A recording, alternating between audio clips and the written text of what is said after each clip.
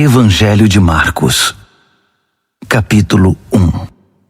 As boas notícias acerca de Jesus Cristo, a mensagem, começam aqui, seguindo ao pé da letra o livro do profeta Isaías. Observem com atenção: enviei meu mensageiro adiante de vocês. Ele preparará a estrada para vocês. Trovão no deserto, preparem-se para a chegada de Deus. Tornem o caminho plano e reto. João o Batista apareceu no deserto pregando um batismo de mudança de vida que leva ao perdão dos pecados. As pessoas se atropelavam para ir a ele, desde a Judéia e Jerusalém, e enquanto confessavam seus pecados, eram batizadas por ele no Rio Jordão, como sinal de uma vida transformada. João vestia uma túnica de pelo de camelo, amarrada à cintura por um cinto de couro. Alimentava-se de gafanhotos e mel silvestre. Sua pregação era esta: o mais importante está por vir.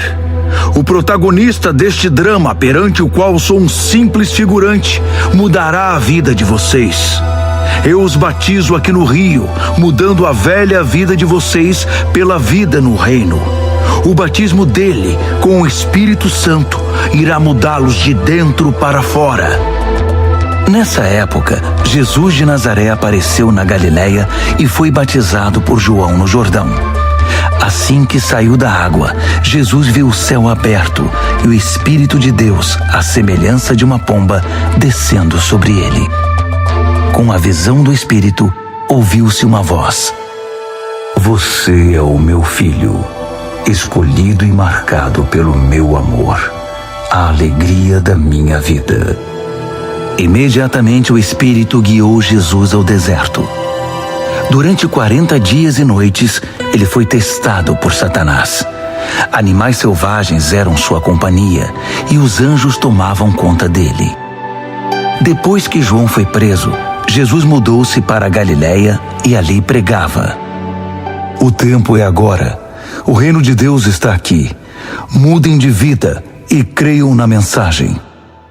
Caminhando pela praia do mar da Galileia, Jesus avistou Simão e seu irmão André pescando com redes. Era nisso que trabalhavam. Jesus convidou-os: Venham comigo. Vou fazer de vocês um novo tipo de pescadores. Vou mostrar como pescar pessoas em vez de peixes. Sem fazer uma pergunta, eles simplesmente largaram as redes e foram com ele. Alguns metros adiante, perto da praia, ele viu os irmãos Tiago e João, filhos de Zebedeu, que estavam no barco consertando as redes. Jesus fez aos dois a mesma proposta. Imediatamente, eles deixaram seu pai, Zebedeu, o barco e os empregados e o acompanharam. Eles entraram em Cafarnaum. Quando o sábado chegou, Jesus foi logo para a sinagoga e passou o dia lá ensinando. O povo ficou admirado com seu ensino objetivo e confiante, sem os sofismas e as citações usados pelos líderes religiosos. De repente, estando ele ainda na sinagoga, a reunião foi interrompida por um homem extremamente perturbado, que gritava: O que você veio fazer aqui conosco, Jesus? Sei o que você veio fazer aqui, Nazareno. Você é o Santo de Deus e veio aqui para nos destruir. Jesus ordenou: Quieto, saia dele. O espírito perturbador agitou o homem, protestou em voz alta e saiu. Os ouvintes, impressionados, cochichavam entre si: O que está acontecendo aqui? Um novo ensinamento com demonstração prática. Ele consegue calar espíritos demoníacos imundos e ainda os expulsa. A notícia correu rapidamente e todos na Galileia ficaram sabendo do incidente. Jesus saiu da sinagoga e foi para a casa de Simão e André, acompanhado por Tiago e João. A sogra de Simão estava de cama, ardendo em febre. Informado disso, Jesus foi até onde ela estava, pegou-a pela mão e a fez levantar-se. Tão logo a febre a deixou, ela foi preparar o jantar para eles. Ao anoitecer, depois do pôr do sol, foram trazidas a ele pessoas doentes e afligidas por espíritos malignos. A cidade inteira fez fila na porta da casa. Ele curou os corpos doentes e as almas atormentadas. Os demônios conheciam sua verdadeira identidade, mas ele não permitia que se pronunciassem. Ainda não havia amanhecido quando ele se levantou e retirou-se para orar num lugar isolado. Simão e os que estavam com ele foram procurá-lo. Eles o encontraram e disseram: "Todos estão à tua procura." Jesus decidiu: "Vamos a outras cidades para que eu possa pregar ali também. Faz parte da minha missão." Assim, por toda a Galiléia, ele visitou sinagogas, que era um lugar de reunião, pregando e expulsando demônios. Um leproso aproximou-se dele, ajoelhou-se e implorou: "Se o Senhor quiser, pode me purificar." Emocionado, Jesus estendeu a mão, tocou o leproso e disse: "Quero, fique limpo." A lepra desapareceu na hora. A pele do homem ficou lisa e saudável. Jesus o despediu com ordens estritas: "Não diga nada a ninguém. Apenas se apresente ao sacerdote e leve a oferta de purificação, como Moisés prescreveu, para validar a cura diante da comunidade." Mas assim que se afastou de Jesus, o homem saiu contando a cura que recebera, espalhando a notícia por toda a cidade. Jesus então passou a entrar na cidade de modo mais discreto, pois já não podia fazer isso publicamente. No entanto, ele logo foi encontrado e o povo corria para ele, vindo de todos os lugares. Marcos, capítulo 2.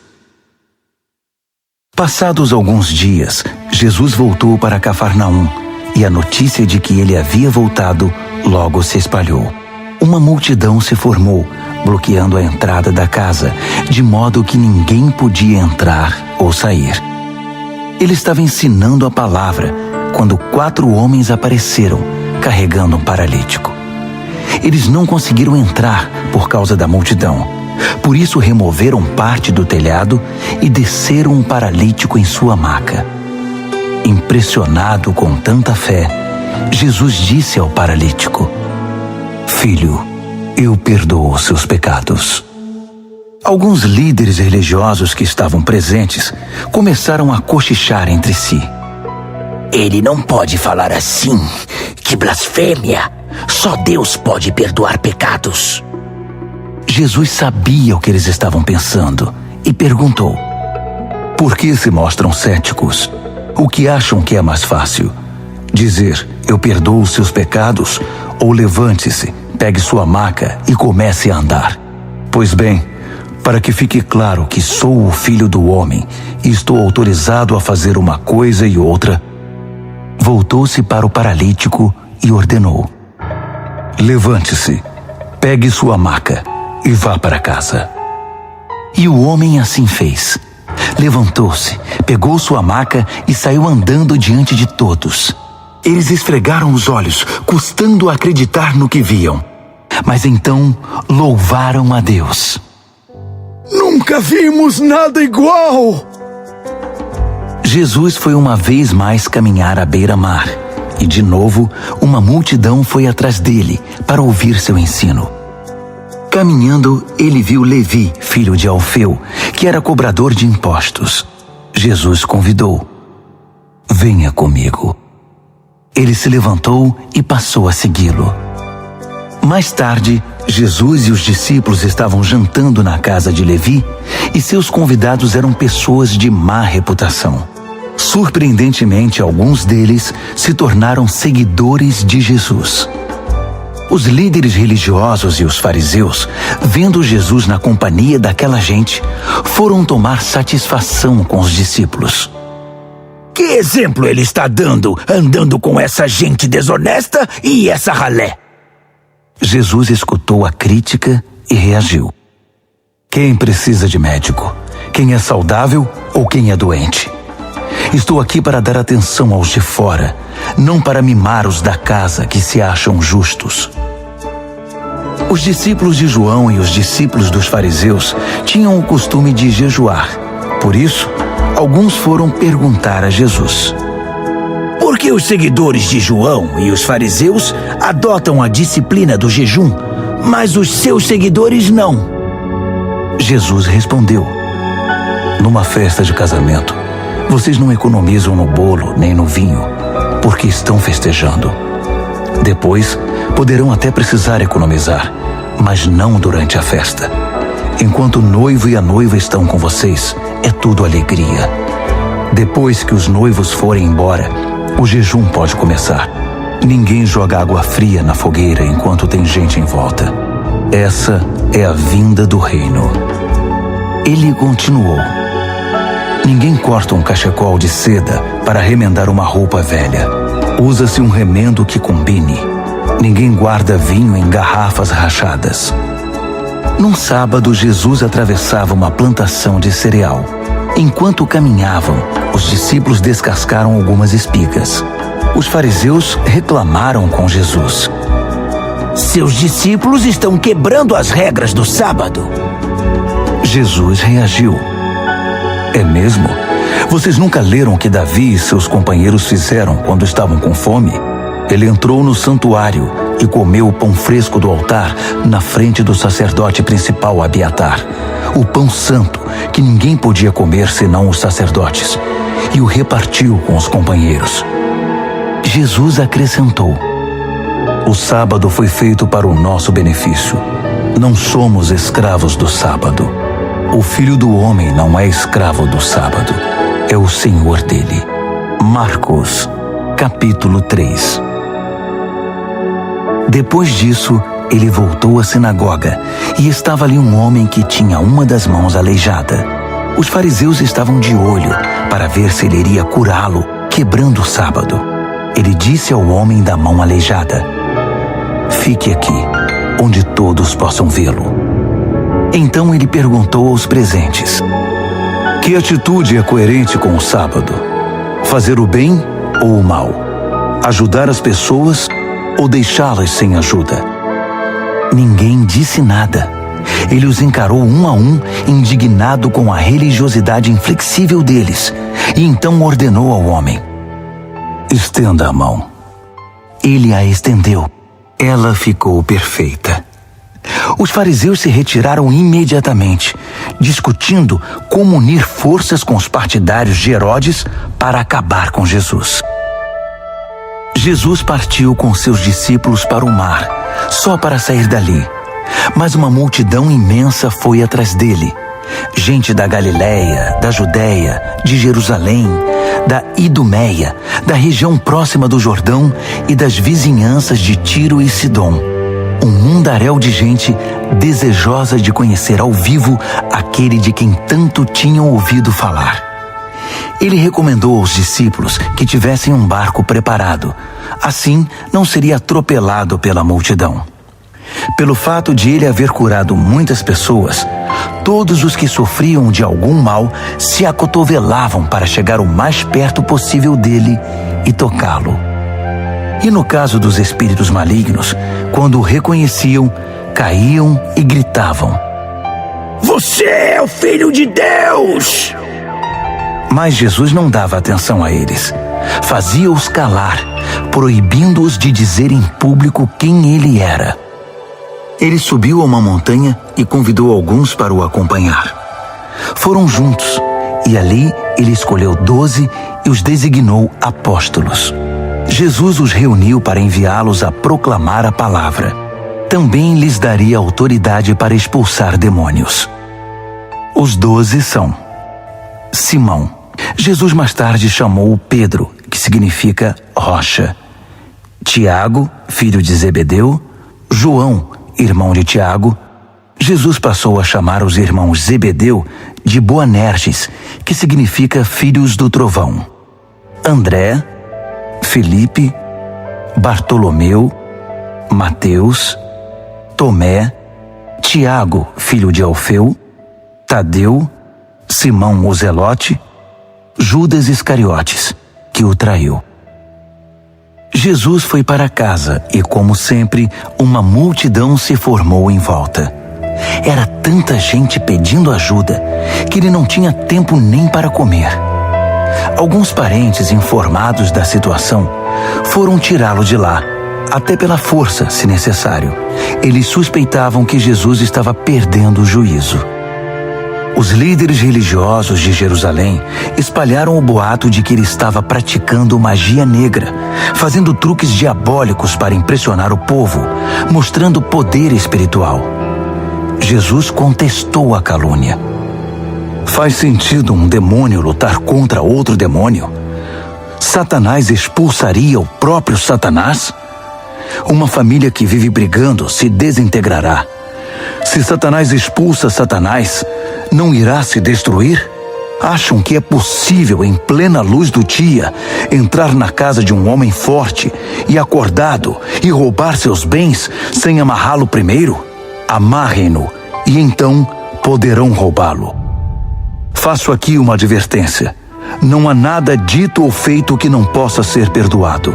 Mas se vocês persistirem nas calúnias contra o Espírito Santo de Deus, estarão deliberadamente rejeitando aquele que perdoa, rompendo relações com aquele que os sustenta. Ele fez essa advertência porque era acusado por eles de ter ligação com o maligno. Naquele momento, sua mãe e seus irmãos apareceram. Estando do lado de fora, mandaram um recado, dizendo que queriam falar com ele. Ele estava cercado pela multidão quando recebeu o recado. Sua mãe e seus irmãos estão lá fora à sua procura. Jesus respondeu: Quem vocês acham que são minha mãe e meus irmãos? Olhando ao redor para cada um dos que estavam sentados à sua volta, ele declarou: Estão bem aqui na frente de vocês. Esses são minha mãe e meus irmãos. Mais vale a obediência que laços de sangue. Quem faz a vontade de Deus é meu irmão, irmã e mãe. Marcos, capítulo 4. Ele voltou a ensinar à beira da praia. A multidão que se formou em torno dele era tão grande que ele entrou num barco perto da praia e assentou-se. Jesus usou o barco como púlpito, enquanto o povo se acotovelava perto da água. Ele ensinava por meio de histórias, muitas histórias. Ouçam, o que vocês acham? Um agricultor estava semeando. Enquanto fazia seu trabalho, algumas sementes caíram pelo caminho e aves as comeram. Outras caíram no meio dos pedregulhos. Brotaram rapidamente, mas não aprofundaram raízes. Com o calor do sol, secaram tão rapidamente quanto haviam brotado. Outras ainda caíram no meio das ervas daninhas. As sementes chegaram a brotar, mas foram sufocadas. Nenhuma sobreviveu. Por fim, algumas, porém, caíram em boa terra e floresceram, produzindo uma colheita que superou todas as expectativas. Vocês estão entendendo? Quando eles ficaram sozinhos, os que eram mais chegados a ele, além dos 12, pediram que ele explicasse a história. Ele disse: Vocês têm o privilégio de conhecer melhor o reino de Deus. Conhecem as suas verdades. Mas para aqueles que ainda não podem ver, tudo é dito por meio de histórias, a fim de guiá-los a discernimentos mais profundos. Essas pessoas são assim. Seus olhos estão abertos, mas não veem nada. Seus ouvidos estão abertos, mas não entendem uma palavra. Recusam-se a voltar-se para Deus para receber perdão. Ele continuou: Entenderam o objetivo da história? Todas as minhas histórias têm o mesmo propósito. O agricultor planta a palavra. Alguns são como a semente que cai à beira do caminho. Assim que ouvem a palavra, Satanás arranca o que foi plantado neles. Outros são como a semente que cai no meio dos pedregulhos. Ouvem a palavra e a recebem com grande entusiasmo. Mas assim como a palavra não cria raízes, a emoção passa ou surge alguma dificuldade, não sobra nada. A semente lançada no meio das ervas daninhas é aquele que ouve a mensagem do reino, mas é vencido pela preocupação e pela ilusão de manter o que tem e de ganhar mais. A mensagem é sufocada e não sobra nada. A semente lançada na terra boa é a pessoa que ouve a palavra e a abraça, e a colheita supera todas as expectativas. Jesus continuou: alguém compra uma lâmpada para pôr debaixo do tanque ou debaixo da cama? O que se faz não é colocá-la numa prateleira? Nós não estamos guardando segredos, nós os estamos revelando. Não estamos escondendo nada, mas tornando público. Vocês estão entendendo? Ouçam bem o que estou dizendo. Fiquem atentos quando algum espertalhão ensinar que vocês podem vencer na vida por vocês mesmos. Dar é o caminho, não ganhar. Generosidade produz generosidade. A avareza empobrece. Então Jesus disse: o reino de Deus é como sementes lançadas num campo por um homem. Ele vai dormir e se esquece do que fez. A semente brota e cresce, mas ele nem imagina como isso ocorre. A terra dá conta de tudo, sem a ajuda dele. Primeiro o caule, depois a espiga e por fim o grão. Quando o grão está maduro, ele o colhe. É o tempo da colheita. Como podemos descrever o reino de Deus? Que ilustração podemos usar? É como a semente de mostarda. É uma das menores sementes, mas uma vez plantada, germina e cresce tanto que os pássaros fazem ninhos em seus ramos e abrigam-se à sua sombra. Com outras histórias semelhantes, ele apresentava sua mensagem ao povo, aplicando as histórias à experiência e compreensão deles. Ele sempre contava uma história. Quando estava sozinho com seus discípulos, explicava tudo, desfazendo o emaranhado. Todos os nós eram desatados. Naquele dia, ao cair da tarde, ele decidiu: vamos para o outro lado do mar. Eles entraram no barco em que ele estava. Outros barcos foram atrás deles. De repente, uma tempestade violenta os envolveu. As ondas invadiam a embarcação, ameaçando afundá-la, enquanto Jesus, com a cabeça sobre um travesseiro, dormia na popa do barco. Os discípulos o acordaram, implorando: mestre, não vais fazer nada! Nós vamos morrer! Jesus acordou e ordenou ao vento que se acalmasse.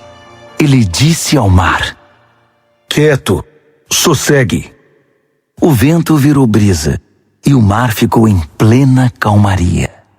Jesus repreendeu os discípulos: por que tanto medo? Vocês não têm fé? Eles estavam apavorados e confusos. Afinal, quem é este homem? Se perguntavam. Até o vento e o mar se acalmam quando ele ordena. Marcos, capítulo 5. Eles chegaram ao outro lado do mar, na terra dos Gerazenos. Assim que Jesus saiu do barco, um louco, vítima de demônios, saiu do cemitério e correu para ele. O homem vivia no meio das sepulturas. Ninguém conseguia prendê-lo. Era impossível acorrentá-lo ou amarrá-lo. Ele fora amarrado muitas vezes com cordas e correntes, mas quebrava as correntes e arrebentava as cordas. Ninguém era forte o bastante para subjugá-lo. Noite e dia, vagava entre as tumbas e pelas colinas, gritando e cortando o próprio corpo com pedras pontiagudas. Quando ele viu Jesus, correu na direção dele e curvou-se reverentemente. Depois, rugiu em protesto: O que queres comigo, Jesus, Filho do Deus Altíssimo? Em nome de Deus, não me perturbes. Jesus havia ordenado ao espírito maligno: Fora, saia deste homem. Jesus perguntou: Diga-me seu nome. Ele respondeu: Meu nome é Multidão, pois somos muitos. Em desespero, implorou a Jesus que não o expulsasse daquela região. Uma grande manada de porcos estava pastando numa colina perto dali. Os demônios então suplicaram a Jesus: Manda-nos para os porcos. Permita que vivamos neles. Jesus permitiu. Mas aos porcos aconteceu pior do que ao homem. Enlouquecidos, correram, pularam de um penhasco, caíram no mar e se afogaram. Aterrorizados, os que cuidavam dos porcos saíram em disparada e contaram o incidente na cidade e na região. Todos queriam ver de perto o que havia acontecido. Eles encontraram Jesus e viram um louco assentado, usando roupas decentes e em perfeita saúde, não mais como alguém fora do juízo. Os que haviam presenciado a cena contaram aos outros o que acontecera ao endemoniado e aos porcos. No princípio, os curiosos ficaram impressionados. Depois, ficaram revoltados por causa dos porcos que haviam perdido e imploraram a Jesus que saísse dali e nunca mais voltasse. Jesus estava indo para o barco e o homem que fora liberto dos demônios pediu para acompanhá-lo, mas o mestre não o permitiu. Em vez disso, aconselhou: vá para casa, para seu povo. Conte-lhes o que o mestre, num gesto de misericórdia, fez por você. O homem voltou e, na área das 10 cidades, dava testemunho do que Jesus havia feito por ele. Ele se tornou o assunto da cidade. Após a travessia, uma imensa multidão formou-se à beira-mar. Um dos líderes da sinagoga, chamado Jairo, foi falar com Jesus. Ajoelhou-se diante dele e suplicou: Minha filhinha está à beira da morte. Vem comigo e impõe as mãos sobre ela para que melhore. Jesus foi com ele e a multidão inteira os acompanhou, apertando-o e empurrando-o. Uma mulher que estava sofrendo de hemorragia havia 12 anos ouviu falar de Jesus. Muitos médicos haviam tratado dela, mas sem sucesso. Levaram todo o seu dinheiro e a deixaram pior que antes. Ela esgueirou-se por trás dele e tocou sua roupa. Ela pensava: basta eu tocar em sua roupa para ficar boa. No momento em que o tocou, a hemorragia parou. Ela pôde sentir a mudança. Sabia que estava livre daquele mal. No mesmo instante, Jesus sentiu que dele saíra poder. Voltou-se para a multidão e perguntou: quem tocou minha roupa? Os discípulos disseram: como assim? A multidão empurra e aperta de todo lado, e o Senhor quer saber quem o tocou? Mas ele insistiu, olhando ao redor para ver quem o tocara. A mulher, sabendo o que havia acontecido e que o havia tocado, tremendo de medo, ajoelhou-se diante dele e contou toda a história. Jesus lhe disse: filha, você se arriscou por causa da sua fé e agora está curada. Tenha uma vida abençoada. Seja curada da sua doença.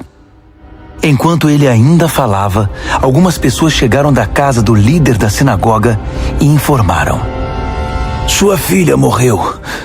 Por que continuar incomodando o mestre? Ouvindo o que diziam, Jesus tranquilizou o homem: não dê atenção a eles. Apenas confie em mim. Ele não permitiu que ninguém fosse com ele, exceto Pedro, Tiago e João. Entraram na casa, abrindo caminho entre os fofoqueiros, sempre ávidos por uma novidade, e pelos vizinhos que haviam trazido comida. Jesus foi ríspido com eles. Por que todo esse falatório e essa choradeira sem sentido? A criança não está morta, está dormindo. As pessoas na casa zombavam dele, achando que ele não sabia o que estava dizendo. Contudo, Jesus dispensou todos eles, chamou o pai e a mãe da criança e seus companheiros e entrou no quarto da menina. Segurando a mão dela, ordenou: Talita, cumi, que significa: menina, levante-se. Ela se levantou e começou a andar. A menina tinha 12 anos de idade. Os pais, obviamente, não continham a alegria, mas Jesus deu ordens estritas para que não contassem nada a ninguém e ordenou: deem a ela alguma coisa para comer. Marcos, capítulo 6. Quando partiu dali, Jesus voltou para sua cidade. Seus discípulos o acompanharam. No sábado, ele começou a ensinar na sinagoga. Os ouvintes ficaram impressionados. Ele é muito bom, comentavam. De onde vem tanta sabedoria, tanta capacidade? Perguntavam-se. Não demorou, porém, já estavam falando mal dele. Ora, ele é apenas um carpinteiro, o filho de Maria. Nós o conhecemos desde menino. Conhecemos também seus irmãos, Tiago, José, Judas e Simão, e suas irmãs. Quem ele pensa que é? Mesmo sem conhecê-lo direito, eles o desprezavam. Jesus declarou: um profeta só não é importante em sua terra e em sua família, nas ruas em que brincou quando criança. Jesus não pôde fazer muita coisa ali. Impôs as mãos sobre uns poucos doentes e os curou. Nada mais. Não pôde vencer a resistência deles. Assim decidiu visitar as outras cidades, ensinando o povo. Jesus convocou os 12 e enviou-os em duplas. Deu-lhes autoridade e poder para enfrentar a oposição maligna, além das seguintes instruções: não pensem que precisarão de muito equipamento para cumprir a missão. Vocês são o equipamento. Nada de depender do dinheiro. Sejam simples. Nada de hospedagem de luxo. Hospedem-se num lugar simples e contentem-se com isso. Se não forem bem recebidos e se não os ouvirem, retirem-se sem estardalhaço, sem fazer cena. É hora de dar de ombros e continuar o caminho. Então eles partiram. Em alegre tom de urgência, anunciaram uma mudança radical de vida. Por onde passaram, expulsaram demônios e levaram saúde aos doentes, ungindo o corpo e curando a alma. Herodes tinha conhecimento de tudo isso, porque o nome de Jesus estava na boca de todo mundo. O rei dizia: esse deve ser João o Batista, que voltou dos mortos. Por isso é capaz de fazer milagres. Outros discordavam. Não, é Elias. Outros ainda opinavam. É um profeta, exatamente como os profetas dos tempos antigos. Herodes, porém, insistia. Tenho certeza de que é João. Eu o decapitei e agora ele está de volta, vivo. Esse Herodes foi aquele que mandara que João fosse preso e acorrentado por causa de Herodias, mulher de seu irmão Filipe. Pois João havia irritado Herodes por denunciar o adultério do rei. Fervendo de raiva, ela queria matá-lo, mas não ousou fazê-lo porque Herodes respeitava João. Convencido de que ele era um homem santo, o rei dispensava-lhe um tratamento especial. Sempre que o ouvia, sentia-se culpado. Mesmo assim, apreciava a palavra de João. Entretanto, chegou um dia especial, o aniversário de Herodes. Ele convidou toda a elite da Galileia, toda a nobreza. A filha de Herodias entrou no salão do banquete e dançou para os convidados. Ela encantou Herodes e todos os convidados. O rei disse à moça: peça-me qualquer coisa, darei o que você quiser. Entusiasmado, acrescentou: juro que divido meu reino com você se me pedir. Ela foi consultar sua mãe. O que devo pedir? Peça a cabeça de João, o Batista, foi a resposta. Empolgada, ela correu até o rei e pediu: quero a cabeça de João, o Batista, numa bandeja, e quero agora. O pedido deixou o rei abalado, mas para não perder o prestígio diante dos convidados, concedeu o que ela desejava. Ordenou que o carrasco fosse à prisão e trouxesse a cabeça de João. Ele cortou a cabeça de João e trouxe-a numa bandeja. Entregou-a à moça, que a levou para sua mãe. Quando os discípulos de João souberam do fato, foram buscar o corpo e lhe deram um sepultamento digno. Os apóstolos voltaram de sua missão e relataram a Jesus tudo o que haviam feito e ensinado. Jesus disse: venham, vamos parar e descansar um pouco. Era tanta gente indo e vindo que que eles não tinham tempo nem para comer. Eles entraram no barco e foram para um lugar mais tranquilo. Entretanto, alguém os viu partindo, e a notícia se espalhou. Muita gente saiu correndo das cidades vizinhas e chegou ao lugar de destino antes deles. Quando Jesus saiu do barco, uma multidão imensa o aguardava. Ao ver todo aquele povo, ele ficou comovido. Afinal, eram como ovelhas sem pastor. Ele imediatamente pôs-se a ensiná-los.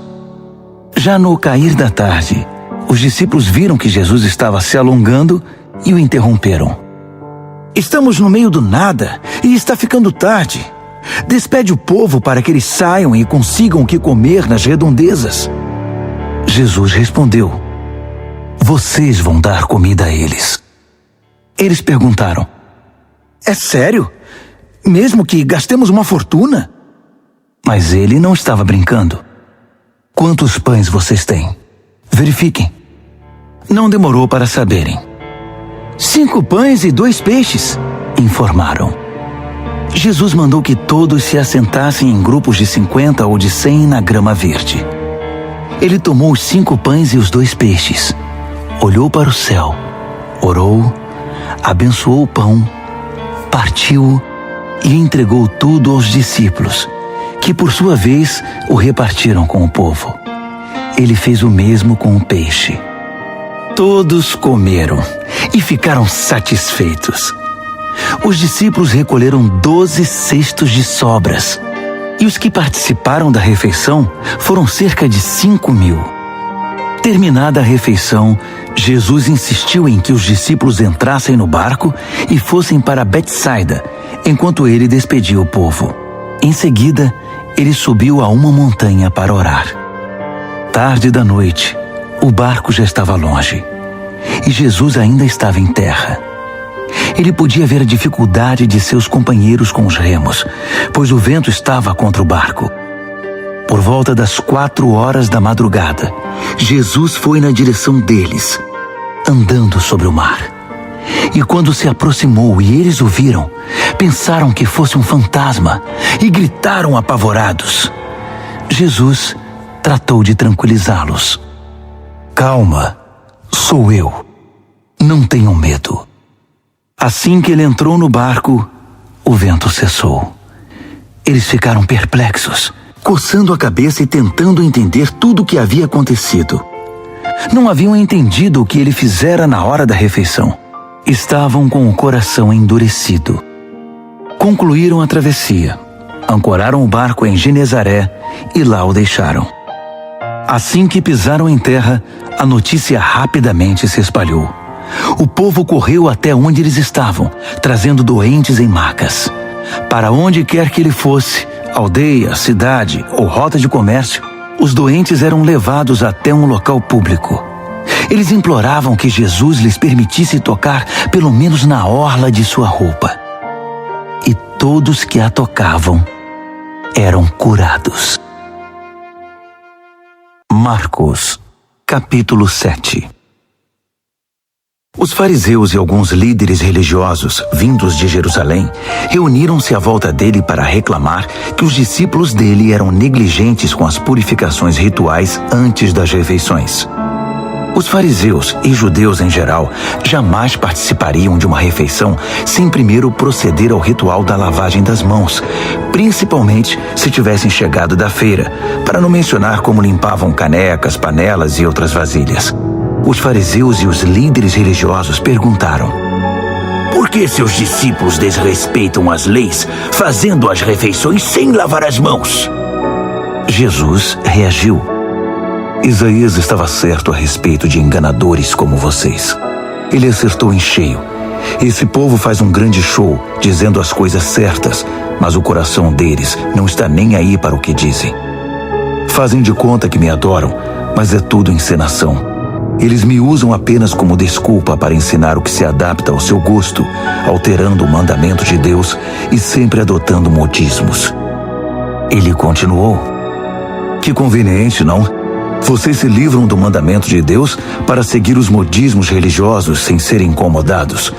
Moisés disse claramente: respeitem seu pai e sua mãe, Disse também: quem desrespeitar o pai ou a mãe será morto. Mas vocês driblam um mandamento, alegando que é perfeitamente aceitável dizer ao pai ou à mãe: vou ofertar a Deus a ajuda financeira que eu deveria dar a vocês. Assim, vocês se livram da obrigação que têm para com os pais. Vocês anulam a palavra de Deus e a trocam por suas próprias regras. Vocês são especialistas nesse tipo de coisa.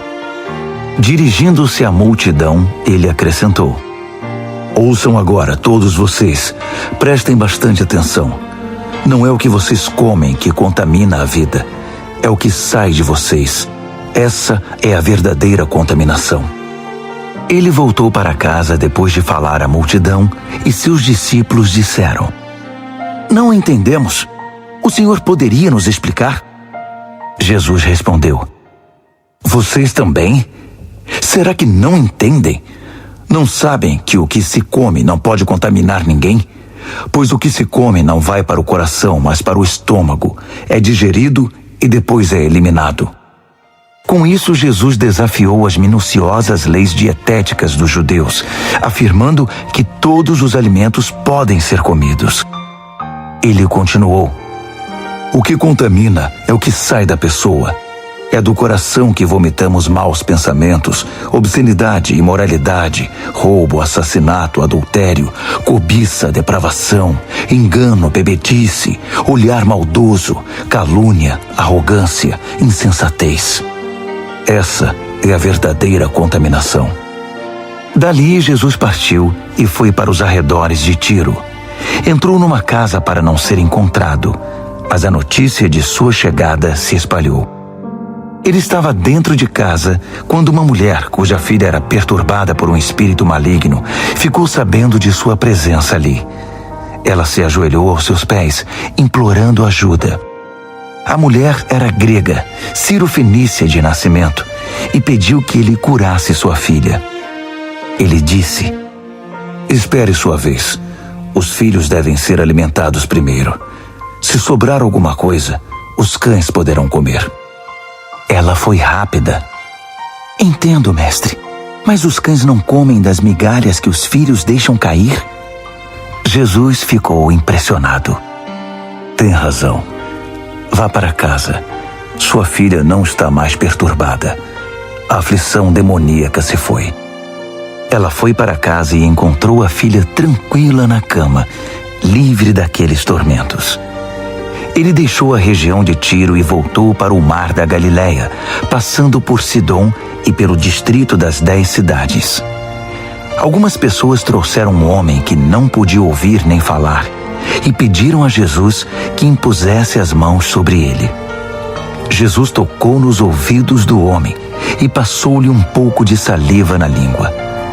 Então orou, suspirou profundamente e ordenou: Efatá, abra-se. E assim aconteceu. O homem ouvia e falava perfeitamente. Jesus ordenou que mantivessem o fato em segredo, mas eles, entusiasmados, não paravam de falar no assunto. Diziam: ele faz tudo muito bem. Faz até o surdo ouvir e o mudo falar. Marcos, capítulo 8. Foi na mesma ocasião que Jesus outra vez se viu diante de uma multidão faminta. Ele chamou seus discípulos e disse: Estou com o coração partido por causa desta gente. Há 3 dias estão comigo e não tenho o que comer. Não posso mandá-los embora com fome. Vão acabar desmaiando no caminho. Alguns vieram de muito longe. Os discípulos perguntaram: Mas onde vamos encontrar comida suficiente para todos neste lugar deserto? Jesus perguntou: Quantos pães vocês têm? 7 pães, informaram. Jesus então mandou que o povo se assentasse. Depois de ter dado graças, tomou os 7 pães, partiu-os e entregou-os aos discípulos para que os repartissem com o povo. Havia também alguns peixes. Ele abençoou os peixes e ordenou aos discípulos que os repartissem de igual modo. Todos comeram à vontade, e foram necessários 7 grandes cestos para recolher as sobras. E os que participaram da refeição foram cerca de 4.000. Depois de despedir a multidão, Jesus entrou no barco com os discípulos e foram para Dalmanuta. Quando chegaram, os fariseus vieram pressioná-lo para que ele desse uma prova de quem era. Desafiado, Jesus perguntou: por que esta geração pede um sinal milagroso como garantia? A verdade é que vocês não terão sinal nenhum. Dali ele voltou para o barco e dirigiu-se para o outro lado do mar. Os discípulos, porém, esqueceram-se de levar pão, exceto por um pedaço. Aproveitando a oportunidade, Jesus aconselhou-os: fiquem de olho no fermento dos fariseus e dos partidários de Herodes. Pensando que ele os repreendia por haverem esquecido o pão, começaram a culpar um ao outro. Percebendo o que se passava, Jesus perguntou: por que estão discutindo por haverem esquecido o pão? Não entenderam ainda? Não conseguem perceber? Não se lembram dos 5 pães que demos aos 5.000? Quantos cestos de sobras vocês recolheram? Eles responderam: 12. E dos 7 pães para os 4.000? Quantos cestos de sobras vocês recolheram? 7. Ele perguntou: ainda não entendem? Ao chegarem eles a Betsaida, algumas pessoas trouxeram um cego e pediram a Jesus que o tocasse. Tomando-o pela mão, ele o levou para fora da cidade. Passou saliva nos olhos do homem, impôs as mãos sobre ele e perguntou: consegue ver alguma coisa? Ele olhou para cima e disse: vejo homens, só que eles parecem árvores andando. Jesus voltou a impor as mãos sobre ele. Dessa vez, o homem percebeu que havia recuperado completamente a visão. Agora via tudo com perfeição. Jesus mandou-o para casa, advertindo: não entre na cidade. Jesus e seus discípulos visitaram as cidades ao redor de Cesareia de Filipe. Enquanto caminhavam, ele perguntou: quem o povo diz que eu sou? Eles responderam: alguns pensam que é João o Batista, outros acham que é Elias, há quem pense que é algum dos profetas. Ele insistiu: e vocês, quem acham que eu sou? Pedro declarou: tu és o Cristo, o Messias. Jesus pediu que guardassem segredo, que não dissessem nada a ninguém. Em seguida, resolveu explicar algumas coisas.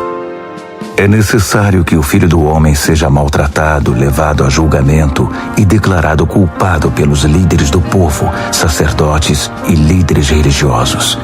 Que seja morto e 3 dias depois ressuscite. Ele falava de modo simples e claro para que todos entendessem. Pedro, porém, protestou, segurando-lhe o braço. Vendo que os discípulos hesitavam em aceitar os fatos, Jesus repreendeu Pedro. Pedro, saia do meu caminho. Fora, Satanás. Você não tem ideia de como Deus trabalha. Reunindo uma multidão e seus discípulos, Jesus disse: quem quiser seguir-me, tem de aceitar minha liderança. Quem está na garupa não pega na rédea. Eu estou no comando. Não fujam do sofrimento. Abracem-no. Sigam-me e mostrarei a vocês como agir. Autoajuda não é ajuda. O autossacrifício é o caminho, o meu caminho, para ser realmente salvo. Qual é a vantagem de conquistar tudo o que se deseja e perder a si mesmo? O que vocês teriam para dar em troca da própria alma?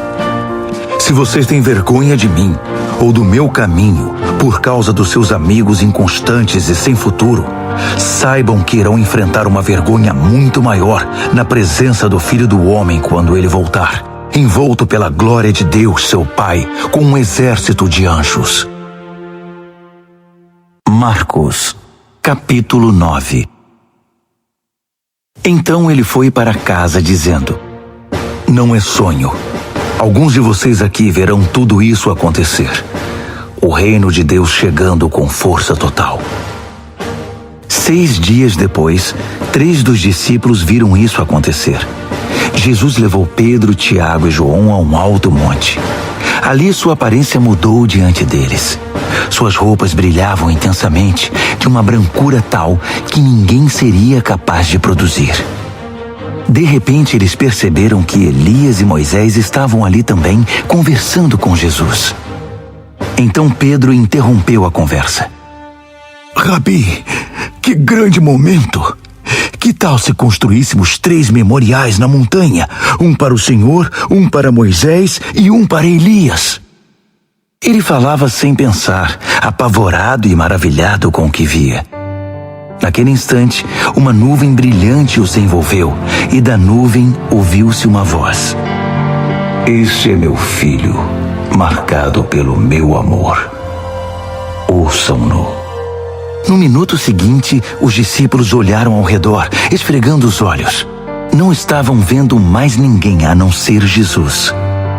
Enquanto desciam a montanha, Jesus os fez prometer que guardariam segredo. Não digam nada a ninguém sobre o que viram, até que o Filho do Homem levante-se dos mortos. Mas eles ficaram imaginando o que significaria levantar-se dos mortos. Eles fizeram uma pergunta. Por que os líderes religiosos dizem que Elias tem de vir primeiro? Jesus explicou. Elias vem para deixar tudo pronto. A verdade, porém, é que Elias já veio, mas eles não o reconheceram. Eles o desprezaram, assim como irão tratar o Filho do Homem. De acordo com as Escrituras, ele sofrerá terrivelmente. Será torturado e tratado com desprezo.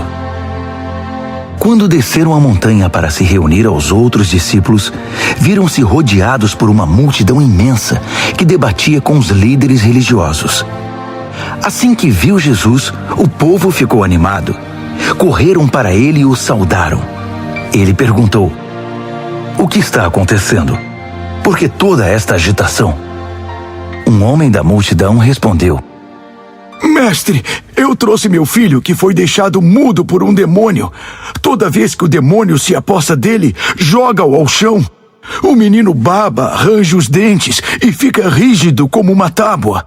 Falei com teus discípulos, esperando que o libertassem, mas não puderam. Jesus suspirou inconformado. Mas que geração! Vocês não conhecem Deus. Até quando vou ter de aguentar esse tipo de coisa? Quantas vezes ainda vou ter de passar por isso? Tragam o menino aqui. Eles o trouxeram. Quando o demônio viu Jesus, apossou-se do menino, que ficou babando e se contorcendo no chão. Jesus perguntou ao pai do menino: há quanto tempo isso acontece? Desde que era pequeno. Muitas vezes o demônio o joga no fogo ou no rio para matá-lo. Se o Senhor puder fazer alguma coisa, tenha misericórdia e nos ajude. Jesus disse: se eu puder, tudo é possível para quem tem fé. Assim que Jesus disse essas palavras, o pai do menino exclamou: eu creio, mas me ajude a vencer as minhas dúvidas. Percebendo que a plateia ficava cada vez maior, Jesus deu ordens expressas ao espírito maligno. Espírito mudo e surdo, eu ordeno, sai dele e não volte. Com muito estardalhaço, o espírito saiu. O menino estava pálido como um defunto, de modo que as pessoas começaram a dizer: ele está morto! Mas tomando-o pela mão, Jesus o levantou. O menino ficou em pé. Depois que chegaram a casa, os discípulos perguntaram a Jesus: por que não podemos expulsar o demônio? Ele respondeu: não há outro meio de se livrar desse tipo de demônio, a não ser com oração. Saindo dali, viajaram pela Galileia. Jesus não queria que ninguém soubesse de seu paradeiro, pois queria ensinar seus discípulos. Ele anunciou: o Filho do Homem está para ser traído por gente que não quer nada com Deus. Eles o matarão, mas 3 dias depois ele aparecerá, vivo. Eles não sabiam do que ele estava falando, mas tinham medo de perguntar. Eles foram para Cafarnaum. Já em casa, ele perguntou: o que vocês discutiam pelo caminho? O silêncio foi constrangedor, porque eles estavam discutindo sobre quem deles era o maior. Ele se assentou, chamou os 12 e disse: saibam que quem quiser ser o primeiro ficará por último e será servo de todos. Ele pôs uma criança no meio da sala e, pegando-a nos braços, disse: quem recebe uma dessas crianças como eu estou fazendo, recebe-me também. Mais que isso, recebe o próprio Deus que me enviou.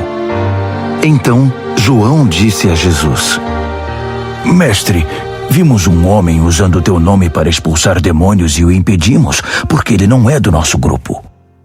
Jesus reprovou-os: não o impeçam.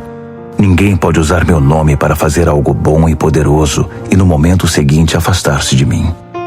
Se ele não é inimigo, é aliado. Qualquer um que lhes der um copo d'água em meu nome está do nosso lado, e Deus levará isso em conta.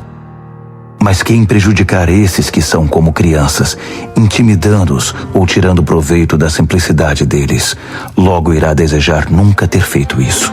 Seria melhor jogar-se no meio do mar com uma pedra amarrada ao pescoço. Se sua mão ou seu pé os atrapalha na caminhada com Deus, é melhor cortá-los e jogá-los fora. É preferível viver mutilado ou aleijado do que ter 2 mãos e 2 pés que o levem para a fornalha de fogo eterno. Se seu olho desvia sua atenção de Deus, arranque-o e jogue-o fora. É preferível viver com apenas um olho do que ter uma visão perfeita no fogo do inferno. Todos cedo ou tarde irão passar por um fogo purificador, mas vocês serão preservados das chamas eternas. Por isso, preservem-se. Vivam sempre em paz. Marcos, capítulo 10. Dali ele foi para a região da Judéia, do outro lado do Jordão. Como sempre, uma multidão o acompanhava, e ele punha-se a ensiná-los. Um dia, os fariseus vieram provocá-lo. É permitido a um homem divorciar-se de sua esposa? Jesus perguntou: o que Moisés determinou?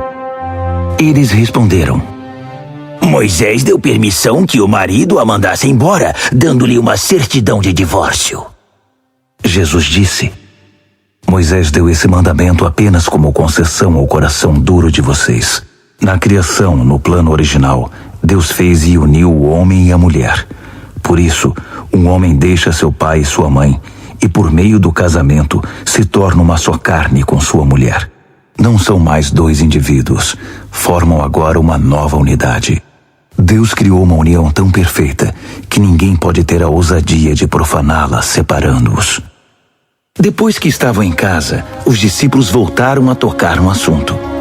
Jesus foi muito direto. O homem que se divorcia de sua esposa para se casar com outra comete adultério contra ela.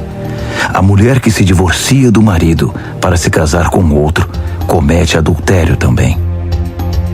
Alguns estavam trazendo crianças a Jesus, na esperança de que ele as abençoasse. Mas os discípulos deram uma bronca nessa gente. Jesus não escondeu a irritação. Não tentem afastar essas crianças. Não as impeçam de vir a mim. O reino de Deus é feito de pessoas que são como crianças. Prestem atenção. Se vocês não aceitarem o reino de Deus com a simplicidade de uma criança, nunca entrarão nele. Então, tomando as crianças nos braços, impunha as mãos sobre elas e as abençoava. Jesus caminhava pela rua e um homem veio correndo, ajoelhou-se e perguntou: Bom mestre, que devo fazer para alcançar a vida eterna? Jesus perguntou: Por que você me chama bom?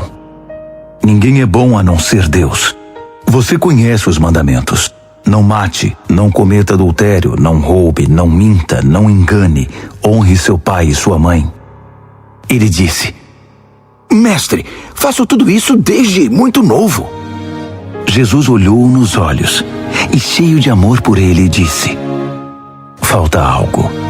Venda tudo o que você tem e dê aos pobres. Toda a sua riqueza então estará no céu.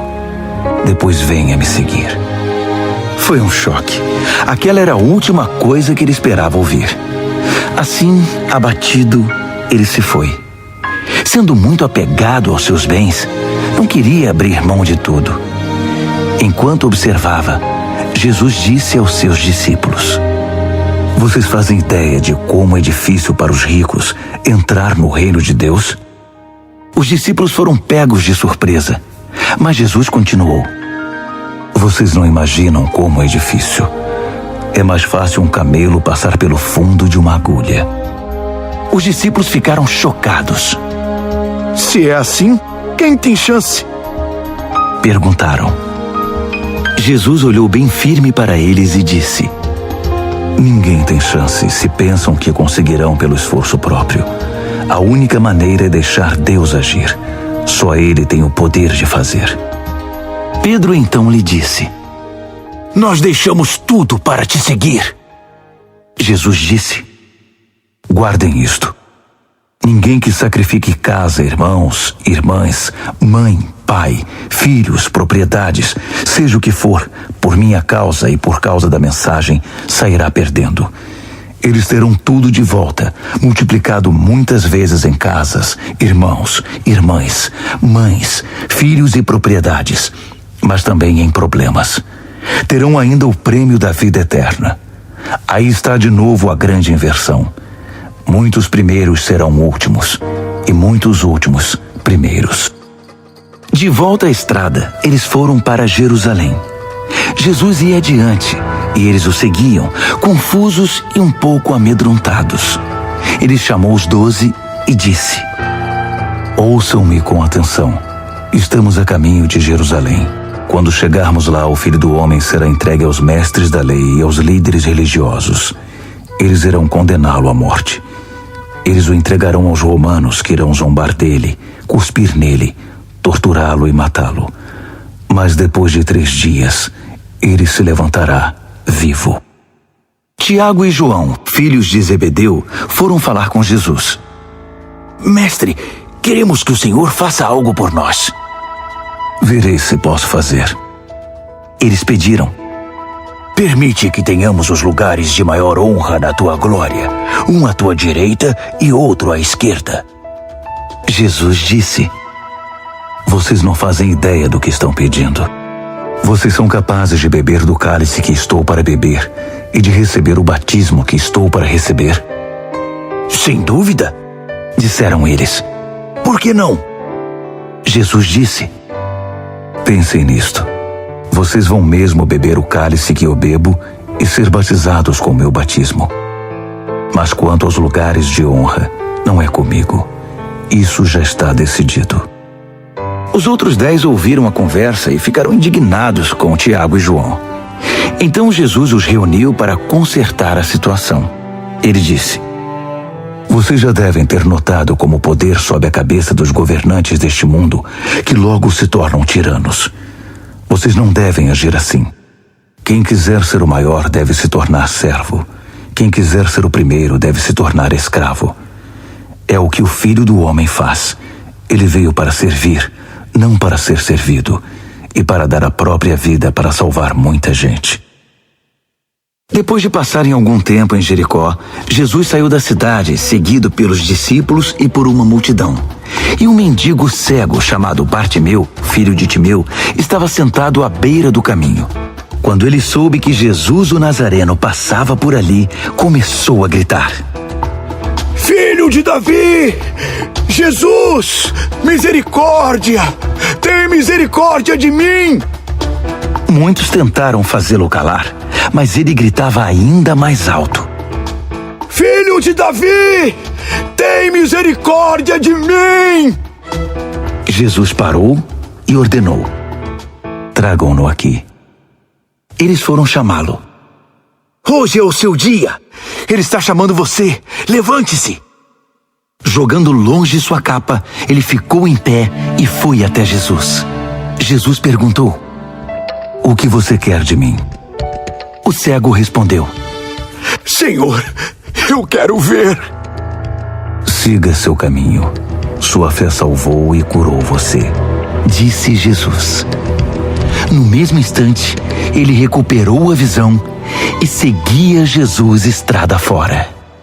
Marcos, capítulo 11.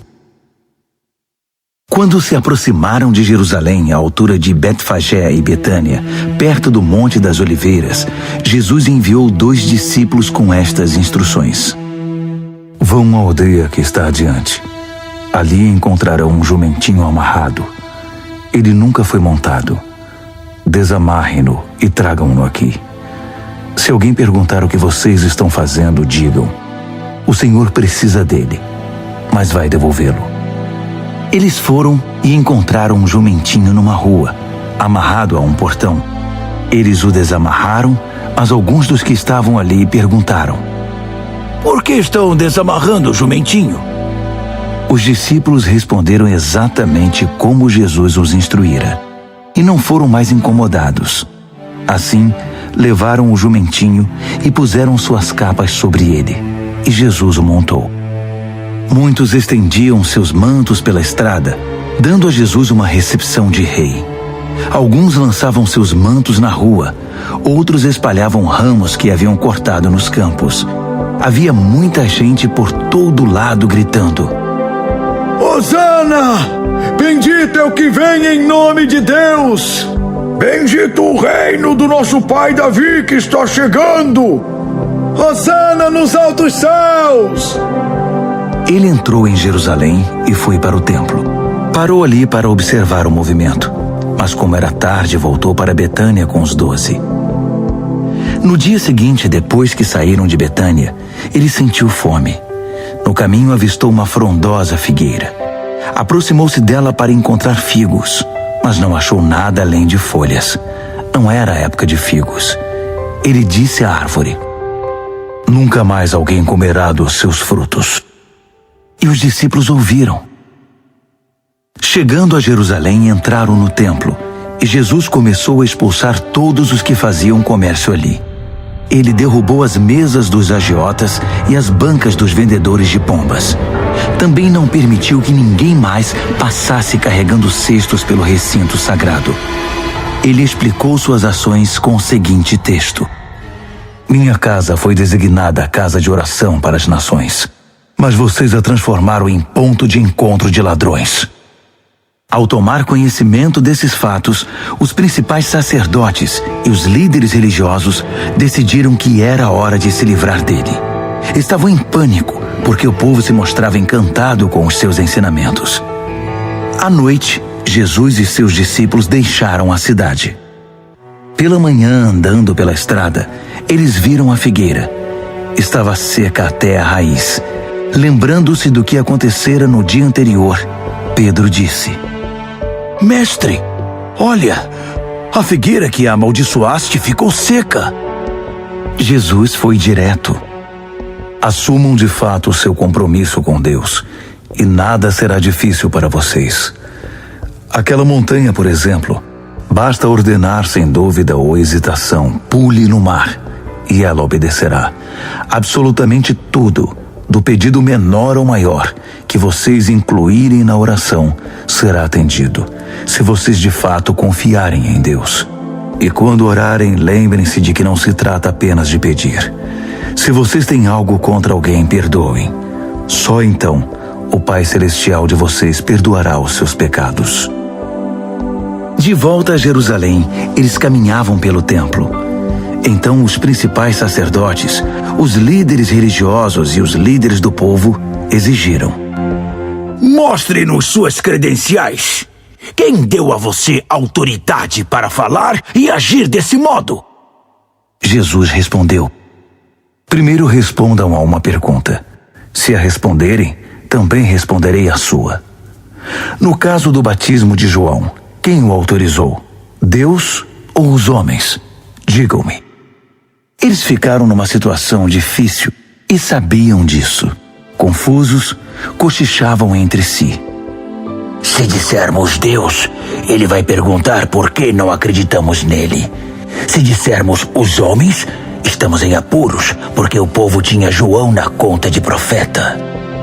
Decidiram então dar a vitória a Jesus dessa vez. Não sabemos, responderam.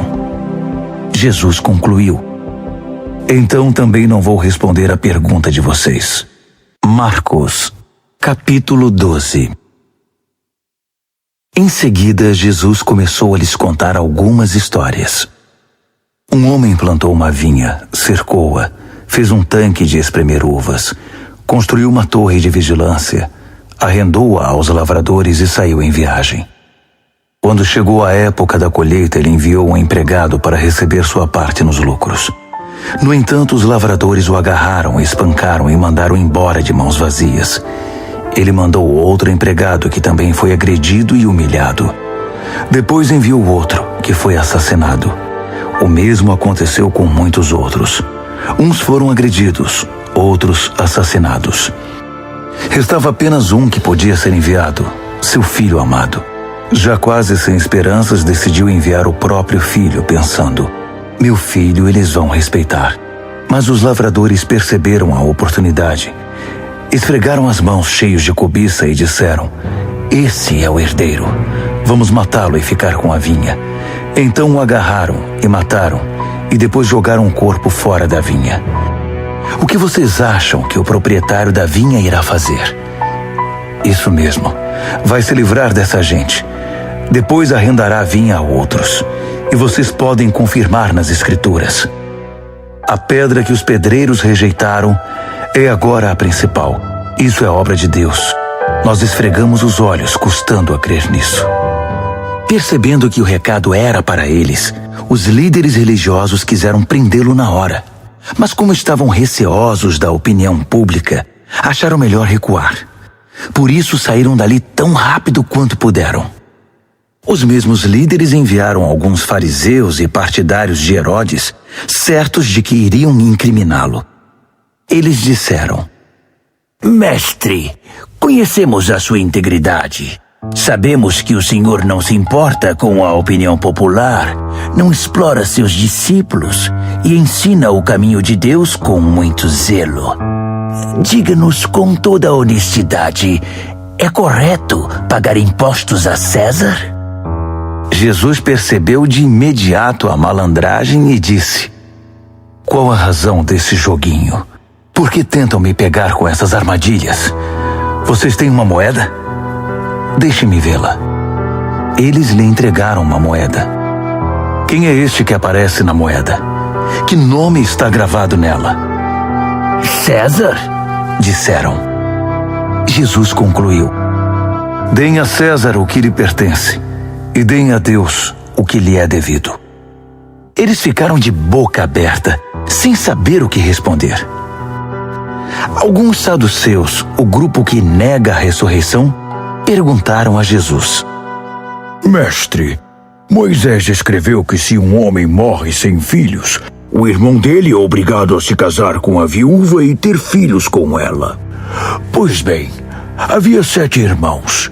O primeiro casou-se e morreu sem filhos. O segundo casou-se com a viúva. Ele morreu, mas também não teve filhos. O mesmo aconteceu com o terceiro. De fato, os 7 se casaram com ela, mas nada de filhos. Por fim, a mulher morreu. A pergunta é esta: na ressurreição, de quem ela será esposa? Afinal, ela foi casada com cada um deles. Jesus respondeu: vocês estão raciocinando errado e vou dizer por quê. Primeiro, não conhecem as Escrituras. Segundo, não sabem como Deus atua. Depois da ressurreição, o casamento já não mais existirá. Assim como os anjos, toda a nossa atenção estará em Deus.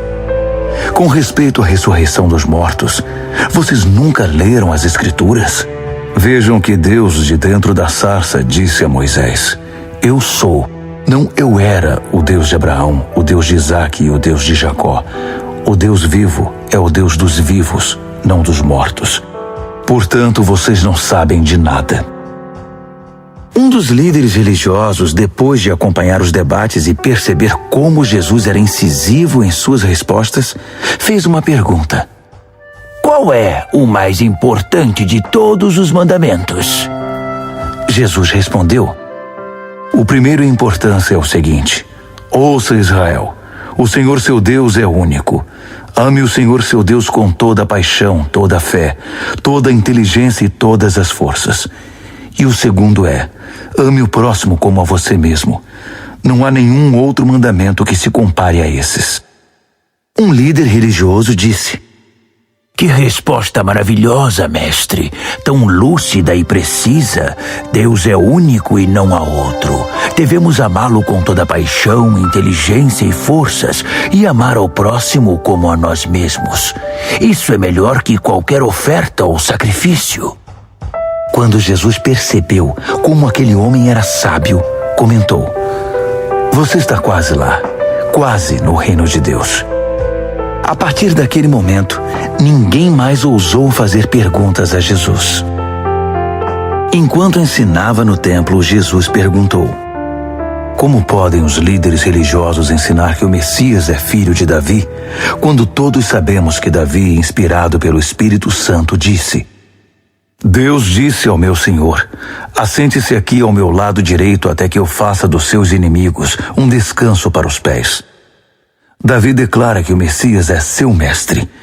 Como pode, então, o Messias ser também seu filho? A multidão estava maravilhada com o que ouvia. Ele continuou a ensinar: Cuidado com os líderes religiosos. O prazer deles é ostentar títulos acadêmicos, receber elogios publicamente, desfrutar posições de destaque e assentar-se nos lugares principais durante o serviço religioso. Além disso, o tempo todo eles exploram os fracos e indefesos. Quanto mais oram, pior fica a situação deles. Mas no fim, eles irão pagar por tudo isso. Assentado atrás de um gasofilácio, ele observava o povo depositar dinheiro na hora da coleta. Os ricos faziam ofertas voltosas, mas uma viúva pobre aproximou-se e ofertou 2 pequenas moedas, uns míseros centavos. Jesus chamou os discípulos em particular e comentou: A verdade é que essa viúva pobre deu uma oferta maior que a dos demais. Todos os outros deram do que não precisavam. Ela fez uma extravagância, algo que não podia fazer. Deu tudo o que possuía. Marcos, capítulo 13. Jesus saía do templo quando um dos discípulos chamou sua atenção. Mestre, olhe essas pedras, essas construções. Jesus disse: Vocês estão impressionados com essa arquitetura grandiosa? Tudo isso será um monte de ruínas até a última pedra. Mais tarde, enquanto ele estava sentado no Monte das Oliveiras, num local de onde podia avistar o templo, Pedro, Tiago, João e André foram conversar com ele. Quando essas coisas vão acontecer? Que sinal teremos de que tudo caminha para um desfecho? Jesus explicou: Cuidado com os falsos profetas do fim dos tempos. Muitos líderes com identidade falsa alegarão: Eu sou o Messias. Eles vão enganar muita gente. Quando ouvirem falar de guerras e ameaças de guerra, não entrem em pânico. Serão notícias comuns, não um sinal do fim. Haverá cada vez mais guerras entre as nações e conflitos entre os líderes. Em vários lugares haverá terremotos e fome. Mas tudo isso é nada comparado com o que está por vir. Fiquem atentos, pois vocês serão levados aos tribunais, e tudo irá de mal a pior. Vocês serão torturados, e todos perseguirão os que levam o meu nome. Vocês serão postos como sentinelas da verdade. A mensagem tem de ser pregada em todo o mundo. Quando traírem vocês e os levarem aos tribunais, não se preocupem com o que dizer. Quando chegar o momento, digam o que estiver no coração. O Espírito Santo dará testemunho por intermédio de vocês. Haverá irmão matando irmão, pai matando filho, filho matando os pais. Todos odiarão vocês por causa do meu nome. Fiquem firmes. Isso é necessário. Fiquem firmes até o fim. Vocês não ficarão desamparados, pois serão salvos. Estejam preparados para fugir quando virem a besta da profanação, estabelecida onde nunca deveria estar. Quem lê não terá dificuldade de entender o que estou falando. Quando isso acontecer, se vocês estiverem na Judéia naquele tempo, corram para as colinas. Se estiverem trabalhando no quintal, não voltem para buscar nada em casa. Se estiverem no campo, não voltem para buscar agasalho. As grávidas e as que amamentam sofrerão mais. Orem para que isso não aconteça no inverno. Serão dias difíceis. Nada parecido aconteceu desde que Deus fez o mundo, nem depois haverá.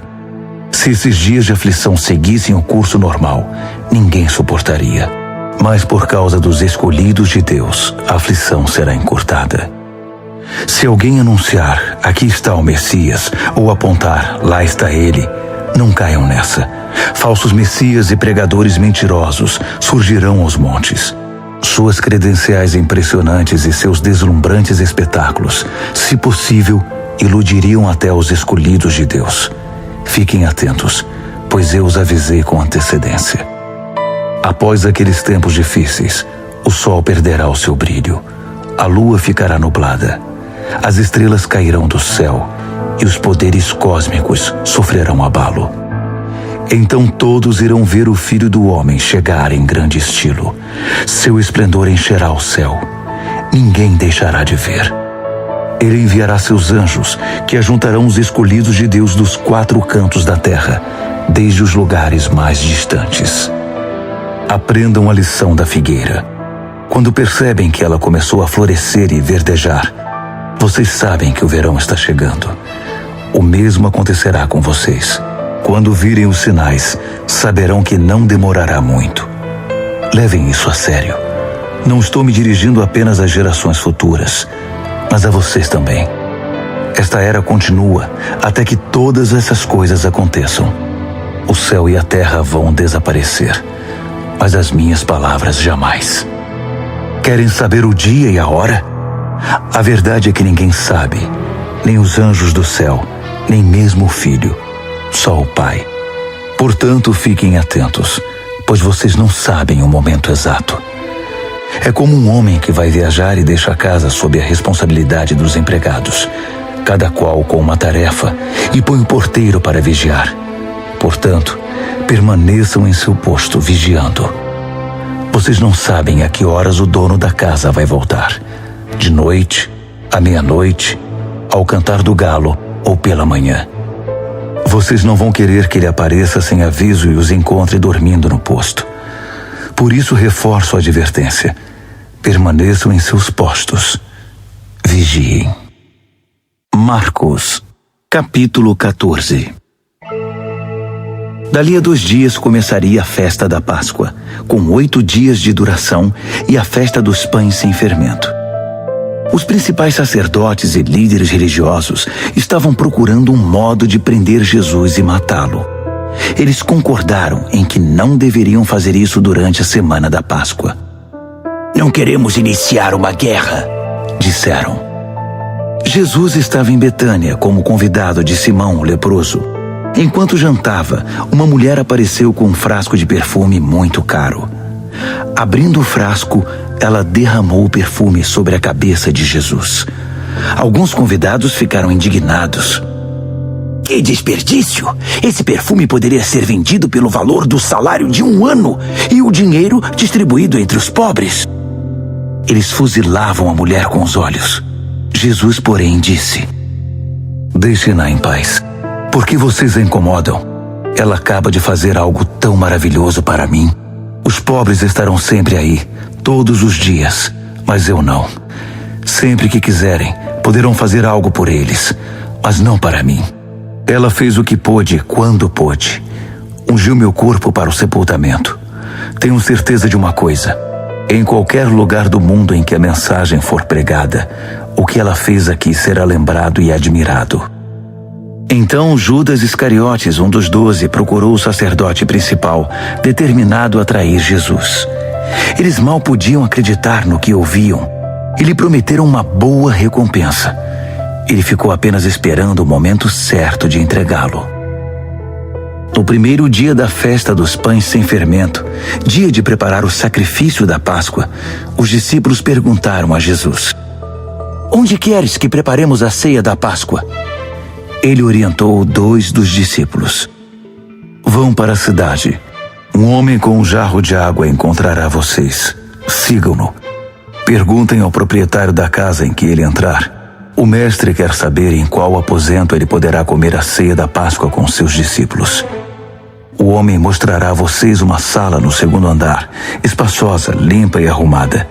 Façam ali os preparativos. Os discípulos foram para a cidade e tudo aconteceu como ele lhes dissera. Eles prepararam ali a refeição pascal. Depois do pôr do sol, ele chegou com os 12. Quando estavam à mesa, Jesus disse: Tenho algo difícil, mas importante a dizer. Um de vocês me trairá. Alguém que, neste momento, come comigo. Chocados, começaram a dizer um após o outro: Eu não! Ele respondeu: É um dos 12, alguém que come sempre comigo. O Filho do Homem sofrerá a dor da traição, já prevista nas Escrituras. Até aí nenhuma surpresa. Mas ai do traidor do Filho do Homem. Melhor que ele nunca tivesse nascido. Durante a refeição, depois de tomar o pão e abençoá-lo, Jesus o partiu, deu-o aos discípulos e disse: Tomem, isto é meu corpo.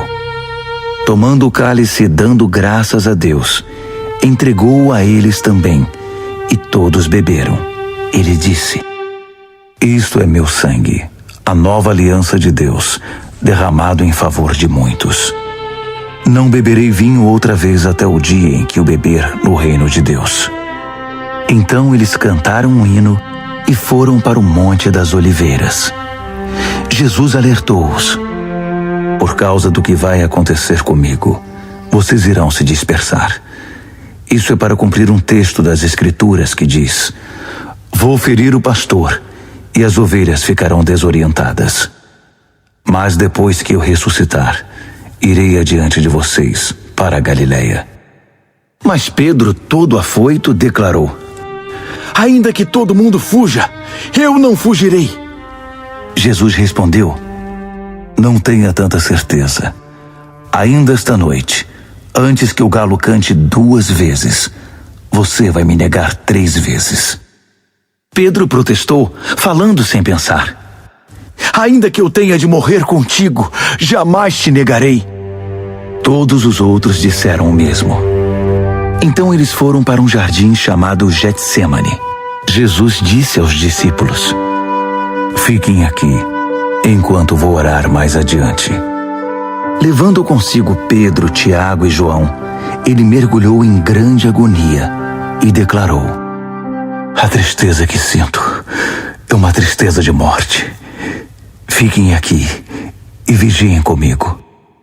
Indo um pouco mais adiante, prostrou-se no chão e orou: Paizinho, Pai, Tu podes me livrar. Afasta este cálice de mim. Mas, por favor, não seja o que eu quero, mas sim o que Tu queres. Quando voltou aos discípulos, encontrou os 3 dormindo e disse a Pedro: Simão, você veio para dormir? Não pode aguentar nem 1 hora? Fiquem atentos. Orem sempre para que não caiam em tentação antes mesmo de perceber o perigo. Uma parte de você está disposta a fazer qualquer coisa por Deus, mas a outra parte simplesmente não reage. Depois disso, voltou ao seu lugar e fez a mesma oração. Retornando mais uma vez, ele os encontrou dormindo.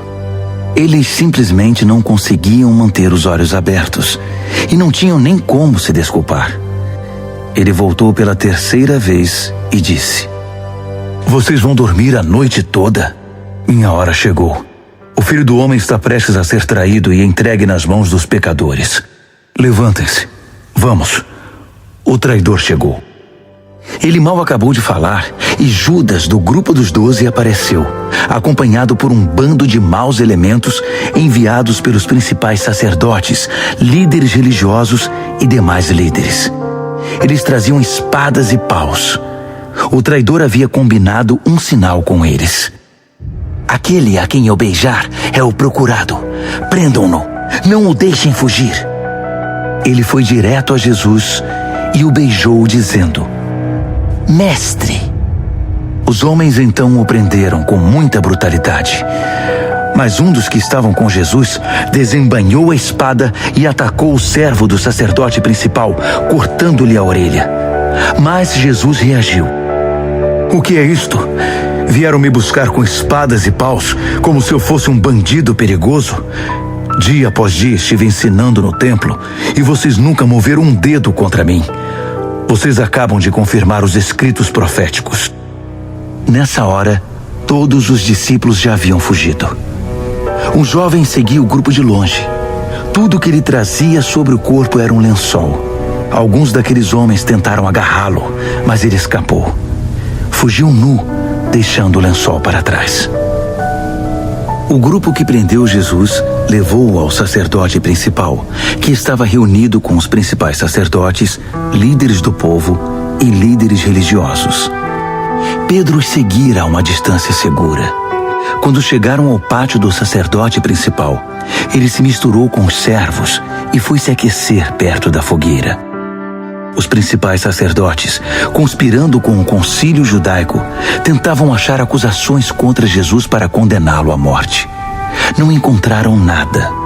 Muitos davam falso testemunho, mas um depoimento contradizia o outro. Alguns homens apareceram com esta história. Nós o ouvimos dizer: vou derrubar o templo, construído com tanto esforço, e em 3 dias construirei outro, sem ao menos erguer a mão. Mesmo assim, não havia plena concordância entre os relatos. Nesse momento, o sacerdote principal levantou-se e perguntou a Jesus: O que você tem a dizer dessa acusação? Jesus não deu resposta. O sacerdote principal insistiu, mudando a pergunta: Você é o Messias, o Filho do Deus bendito? Jesus foi direto: Sim, eu sou, e você mesmo verá. O Filho do Homem assentado à direita do Todo-Poderoso, vindo nas nuvens do céu. Nessa hora, o sacerdote principal perdeu a compostura. Rasgando a própria roupa, gritou: Ouviram isso? Acham que precisamos de mais testemunhas? Vocês testemunharam a blasfêmia! Vão deixar que isso fique assim?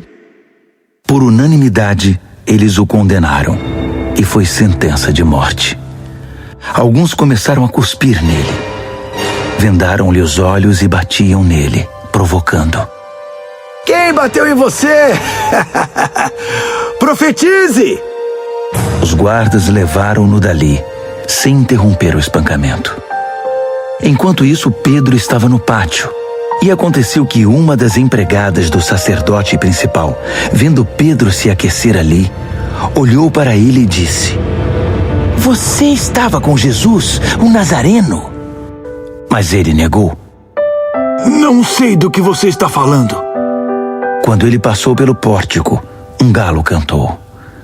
A moça apontava para ele e dizia aos que estavam por ali: Ele é um deles, tenho certeza! E Pedro negou mais uma vez. Pouco depois, as pessoas ali começaram a insistir: Você tem de ser um deles! Está na cara que você é galileu! Então Pedro ficou muito nervoso e jurou: Nunca vi esse homem de quem vocês estão falando! Na mesma hora, o galo cantou pela segunda vez. Pedro lembrou-se do que Jesus dissera: Antes que o galo cante 2 vezes, você vai me negar 3 vezes. Sem se conter, desabou a chorar.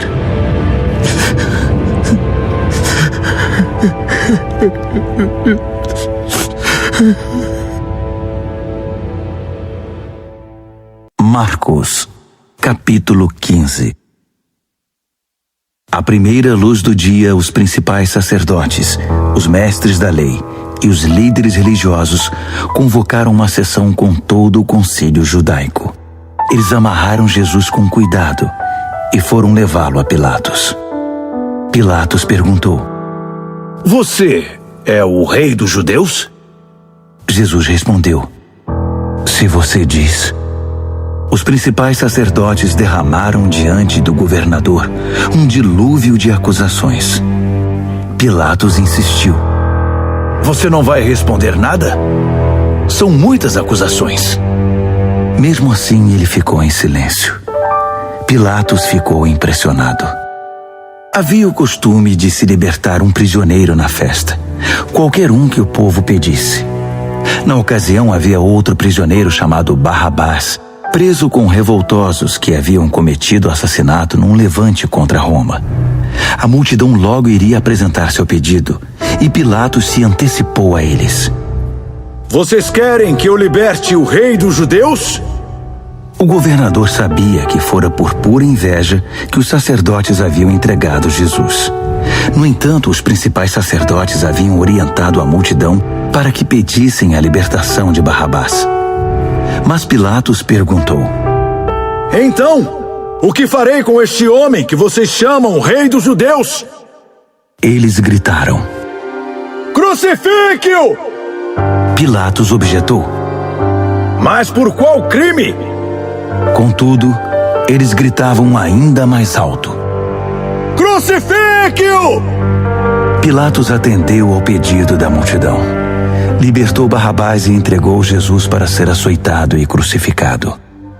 Os soldados levaram Jesus ao palácio chamado Pretório e reuniram uma tropa inteira. Vestiram-no com um manto de púrpura e puseram uma coroa de espinhos na cabeça dele. Então começou a zombaria.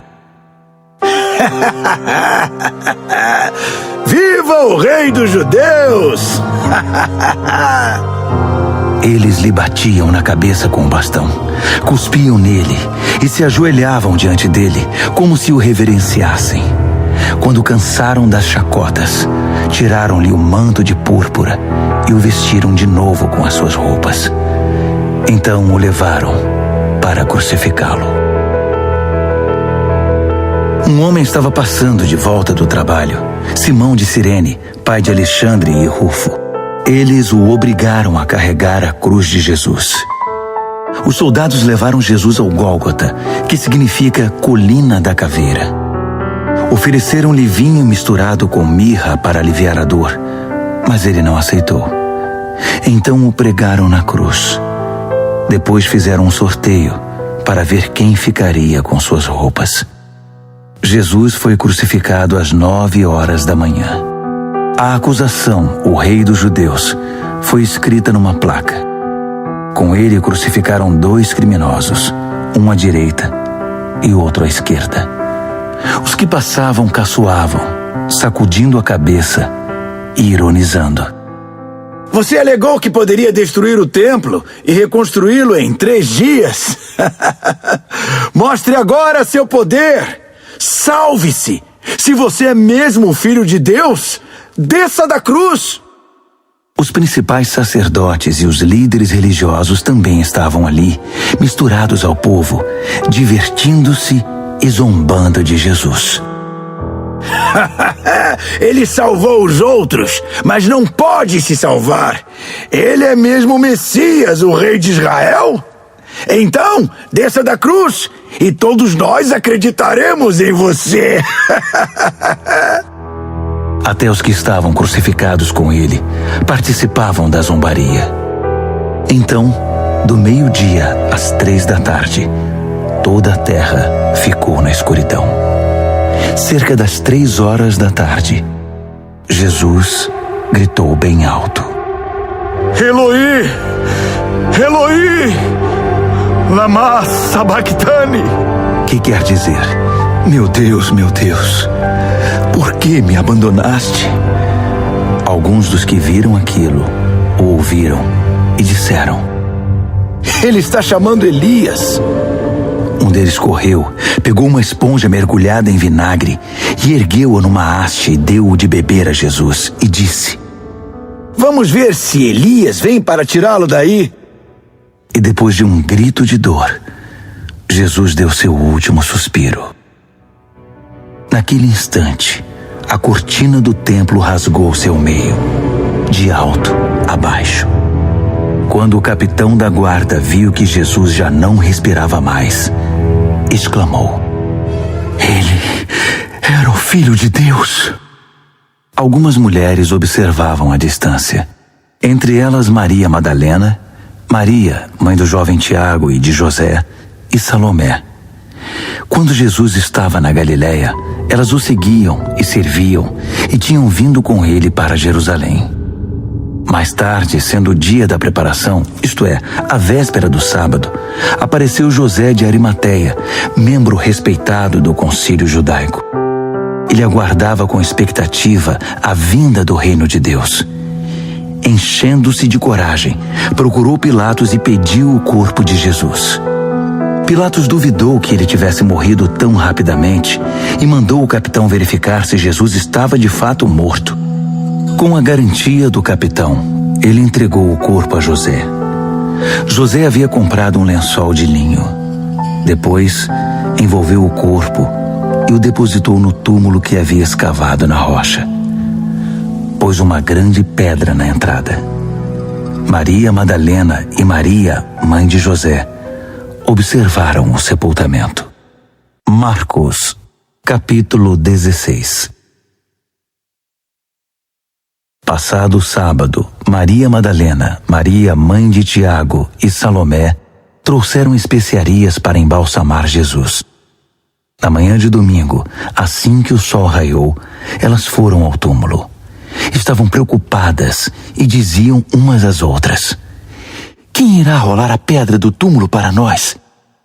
Ao chegar, elas descobriram que a pedra já havia sido rolada. Era uma pedra muito grande. Elas se aproximaram e viram um jovem vestido de branco, assentado à direita. Ficaram muito assustadas. Então, ele lhes disse: "Não tenham medo. Sei que vocês procuram Jesus o Nazareno, aquele que foi crucificado. Ele ressuscitou. Não está mais aqui. Vejam vocês mesmas que o lugar está vazio. Agora podem ir. Digam aos discípulos dele e a Pedro que ele vai adiante de vocês para a Galileia. Vocês o verão lá, exatamente como ele disse." Elas saíram o mais rápido que puderam, nervosas e ainda um tanto atordoadas. Amedrontadas, não disseram nada a ninguém. Depois de ressuscitar, Jesus apareceu bem cedo, na manhã de domingo, para Maria Madalena, a quem havia libertado de 7 demônios. Ela procurou os antigos companheiros na fé, chorando, e deu a notícia a eles. Quando ouviram que ele estava vivo e que ela o tinha visto, não acreditaram nela. Mais tarde, ele apareceu de forma diferente a 2 deles que caminhavam pelo campo. Eles voltaram e contaram aos demais, mas estes também não acreditaram no relato.